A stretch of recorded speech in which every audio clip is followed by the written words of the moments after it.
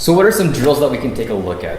One of the first things we do when we do our assessment at Aligned is that we want to make sure individually each area is working the way it needs to. The golf swing is the end goal, but we want to make sure that every single piece of that kinetic chain is working the way we need to.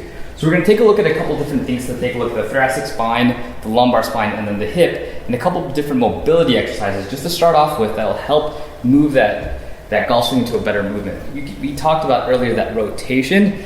That's one of the biggest things that I'll see is that if there isn't any rotation, that golfer is trying to compensate and pull with different areas. And so you get these compensation injuries. So you want to start off with that. So let's start with this. Can you get on your hands and knees for me? Mm-hmm. Okay. So one of the first things we'll take a look at is if you put your right hand behind your neck. Neck? Yep. And you're going to rotate all the way up as high as you can. This is one of the simplest ways for us to kind of evaluate what's going on in the thoracic spine. How much movement.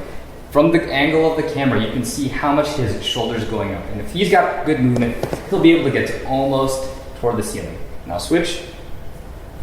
So I have a question for you. Sure. In that assessment, I can just feel my ribs cramping up over there right now. So what would we talk about from there?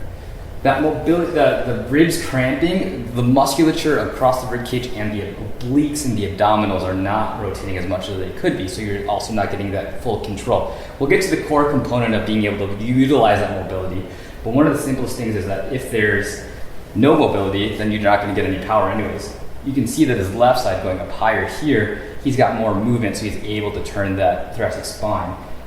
Go back to the other side, and switch. So he gets stuck a little bit sooner and he's forcing that rotation. So we can tell that this right oblique chain is something that we'll have to focus on going down the line. Okay? Perfect. One of the simplest remedies for that is using the foam roll. This is a simple way at home when he's working with himself, be able to kind of open up that mobility. Tracy, come on over here. I'm going to have you lie on your side on the ground. Okay? So lay on your side. So I'm going to have him bottom leg straight. And then put this one here. We're going to bring this hip up. So we're going to utilize that hip motion because we want to get the movement from the the thoracic spine and the lumbar spine without the hip. So what I want you to do is you're going to squeeze inward here. Put this right arm forward so you're okay, and then reach your left hand across, and then reach across, and then come back up and over while squeezing this into this area. So one of the things you'll notice is that as he's doing it, you're keeping the hips locked out just because you want to be able to isolate that area of movement. As he's rotating across, he's getting a lot more movement through the thoracic and lumbar spine. Now let's go back and hold. If you're working with a trainer, if you're working with someone from Aligned, you're working with anybody, that little extra motion will help pull and stretch that rib cage area you're talking about where it's a little bit tight. So that opens it up even more and allows for better mobility. Back, one more time. And bring it back. So this was the side that he was having difficulty on the initial assessment. You can tell that he's straining to pull that. So we'll give him a little extra stretch that'll open that up a little bit more.